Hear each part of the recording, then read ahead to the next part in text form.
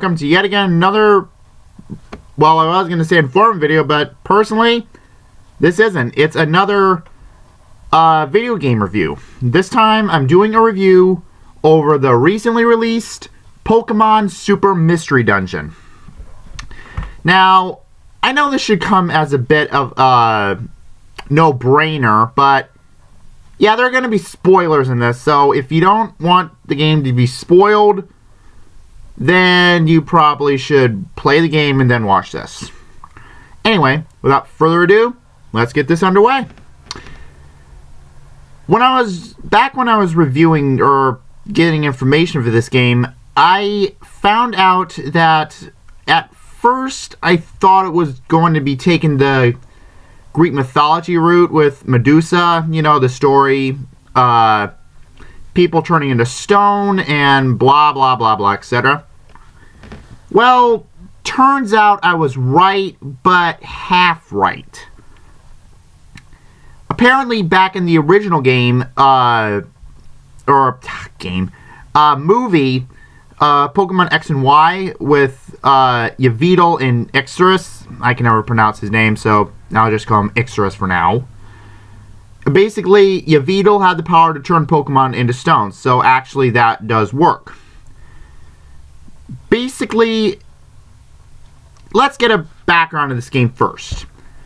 Turns out, pretty much what this game is that Pokemon are somehow turning into stone, and the main crisis is actually them not turning into stone, but literally the entire planet being thrown into the sun. Okay, in my opinion, that's a little overkill. Be honest, that's one of the main problems I have with this game so far. It did have a good idea, but I think they may have gone a little bit overkill. You'd think everyone turning into stone on the planet would be enough. I don't think you really needed to freaking throw the planet into the sun. That is a bit excessive. I mean, it's like first taking down an armed robbery by killing everyone inside, and then blowing up the vehicle with a bazooka. A little excessive. But overkill plot aside, let's get into the game itself. Pretty much the main town of this game is called Serene Village, and this game actually takes a kind of different route. Normally, if that's real common in the original Pokemon games, is that you play as a 10-year-old boy and they expect you to take on a criminal organization. This one takes a more realistic route and puts you as a kid and everyone is looking out to protect you. Which in my opinion is freaking hilarious simply because, oh, I don't know. Let's take a look at the original games. Take on a criminal organization, fight a god, basically, and expect to catch the god. Yeah, that, in my opinion, has always been kind of a bit of a gripe with me. Because, well, yeah. Why wouldn't Child Services get involved in that, for crying out loud? Yeah. But, anime. What are you gonna do? But, okay. Ranting aside about the game, let's talk about the game in a nutshell from the beginning. As I said, you play as, Pokemon with the same old stick, only you are pretty much about the age of kids, so they have pretty much you go to a school with your partner. Yeah, they have a school in this game. So, alright, so yeah, class drama 101, that kind of stuff, it works.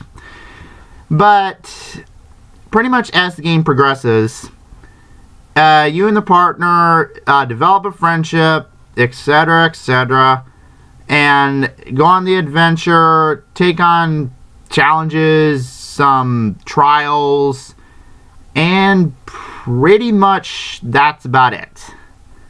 It's pretty much the same format as, say, the previous games, but they brought in a lot of great elements from previous ones. Like, for example, if you've played the previous Pokemon games in this one, you are in for a huge treat. Because it not only incorporates some Pokemon from previous games, like, say, the ACT, Team Razorwind,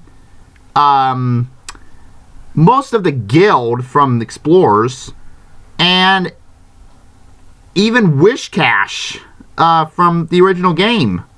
So they have a lot of reoccurring characters. Oh, and Hydreigon. Yeah, the Spirit of Life from Gates of Infinity. And, yeah. But another cool thing they did is they also incorporated a lot of plot elements from previous games that made them very strong. Like, for example, when the hero and the partner are leaving the village, they could have just had it so that they went on their adventure, etc. But instead, what they did is they had it so that they had to sneak out of the village during the middle of the night, and were not going to say goodbye to anyone. But turned out the parents and the other adults in the game each made letters so that there would actually be kind of a deal that you would, how should I put this? Have it so that they would say one thing to their face, trying to show them, or trying to see how much they would really want to do it, and say another thing in a letter saying that they are encouraging them, but they wanted to be sure that if they were completely ready for it. And it is a very good scene. In fact, words can't do it justice. They did a really good job showing just how strong the relationships were with not only the partner, but the hero as well. And, yeah, they have a lot of great elements in there. And I'm not going to cover every single plot point, because that would be even more of a spoil than, well, I am intending. If you want more information, I'd just insist you play the game, because words can't do it justice. But moving on, let's talk about if you're wondering why my the color changed a little bit, I'm on my computer's camera and the background changed. So that's why it changed color a little bit. Anyway, lost track of time. Yeah! Once again, me getting tongue-tied. Apparently, no matter how long that goes by, that never changes. It's come a plot point as... Plot point. A staple of my videos. So make of that what you will. But, moving on, let's talk about the game itself. Like, the story is fine, the music's great, that's pretty much standard in what you expect from this game. Let's talk about things like the gameplay. In my opinion, like Gates to Infinity, it's in 3D, and it uses all of the 3D to its advantage, and are able to produce some really great scenes, and show just how terrifying some of the lands are by doing so. And however, they made some improvements.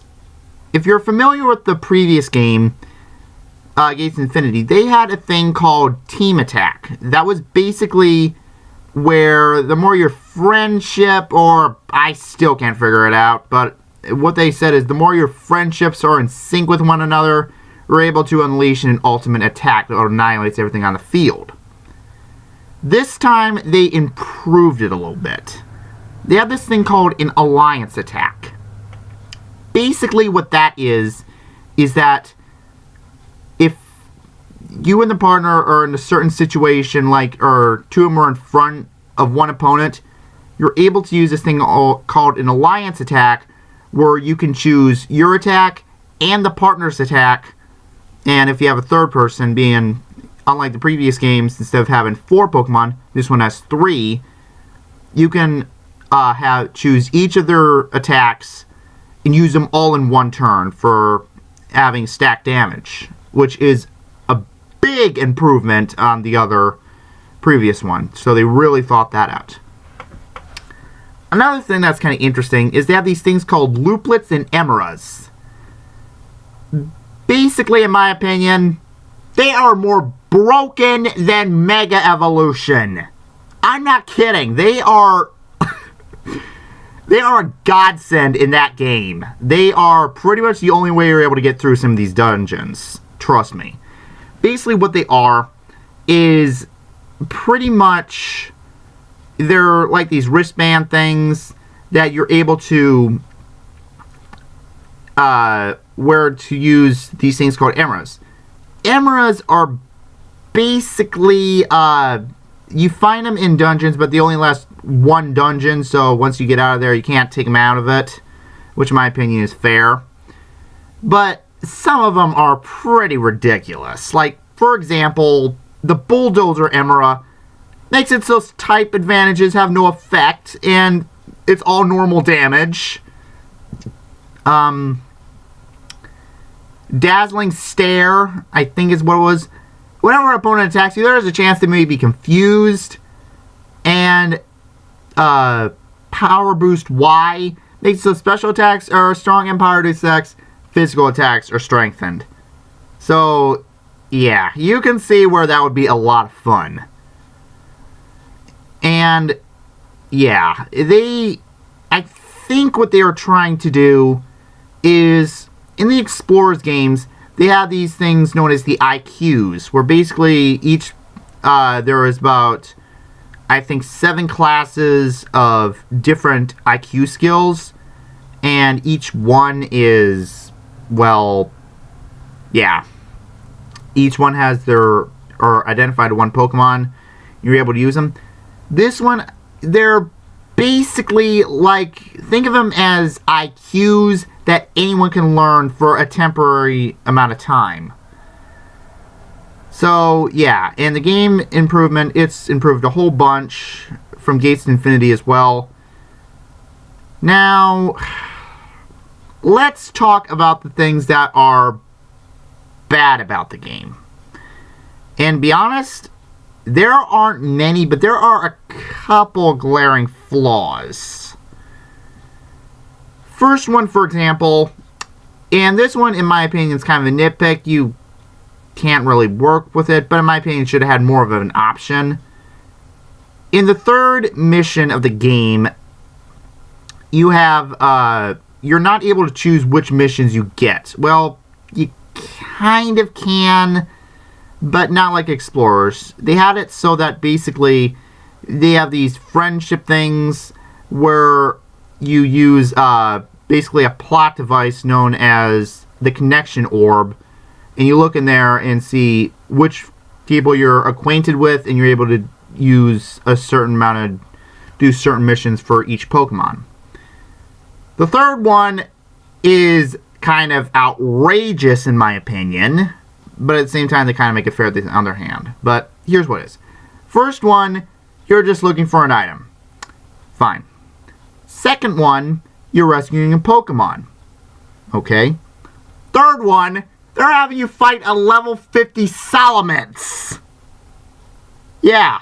When you are level 13, you're fighting a level 50 Salamence. Okay, guys, that's a little overkill for something that early in the game.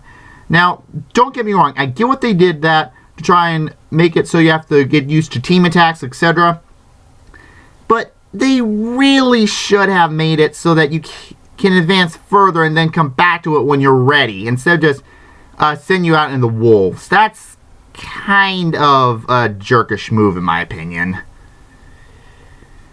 Another thing that's kind of a bit of a glaring flaw is the hunger. Yeah, they have a hunger in this one, but unlike the last game, they are really unforgiving about it. As soon as they give you plenty of warning when you get hungry, like you're getting hungry, you're getting hungrier, but once you get hungry, you're basically fainted within 5 steps. I'm not kidding. It goes from about maybe 25% of your health each step. That, in my opinion, is really kind of harsh. But on the other hand, they do give you plenty of warnings, and they do have apples and fruits usually lined up, so I guess it balances out. And as for summons, you're able to use them on your team in the beginning of the game. So you're able to, if you can get past that hurdle, you can get through it. Oh, speaking of which, I just remembered something I forgot about things included in the game.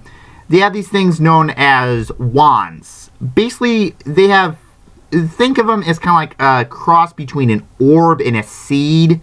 You're able to use them on the Pokemon in front of you, or even at a long distance. So it's basically like a long distance orb that, it's basically a combination, and they're really cool.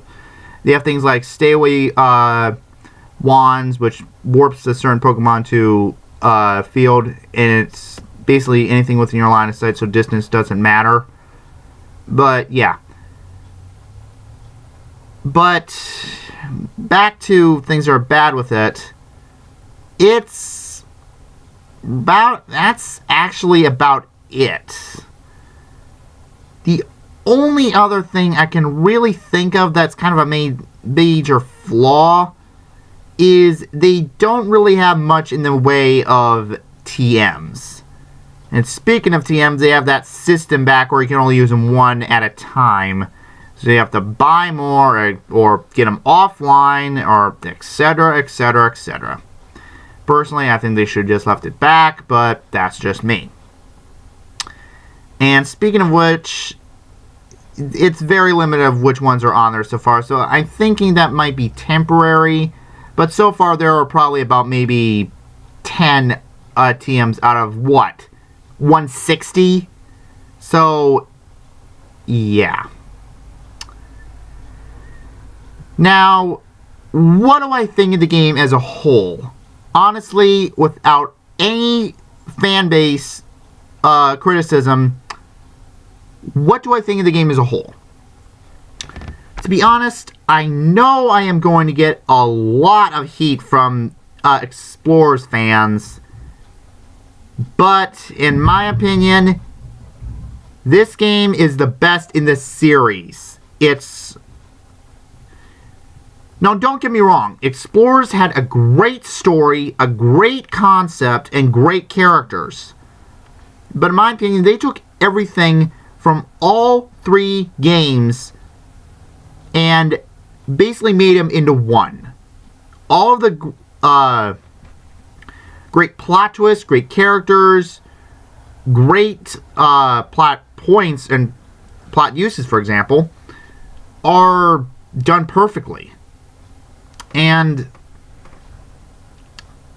yeah, it's a great game, and I highly recommend it. However, sadly, that brings me back to my last piece of news.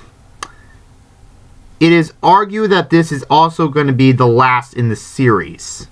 The reason being is because it does everything so perfect and incorporates all three games meshed perfectly, but still use all three of them. And in my opinion, I don't think they can go any further than they have. It's a great series, and as much as it kills me to see it come to an end, this is a great game for it to come out on. So if you're a big fan of the Mystery Dungeon series, this game, if Pokemon Explorers the Sky is, in my opinion, Pokemon's crown jewel, this game is Pokemon's sacred jewel. It's better than even the main series. I dare say, and Omega Ruby, Alpha Sapphire are a strong, strong series to compete with. But in this one, as much as it kills me to see this being, I loved Omega Ruby and Alpha Sapphire so much for what they did. It's literally Ruby and Sapphire reborn. This game is better than them. It's got a very strong plot point, very great characters, and the game is just great. I can't praise it enough. So, what do I think of the game? Honestly, I'm going to say it. I give it a 9.5 out of 10. The only reason I don't give it a full 10 is simply because of those little glaring flaws. But in my opinion, 9.5 out of 10 is a really good score and a really great game for the series to go out on.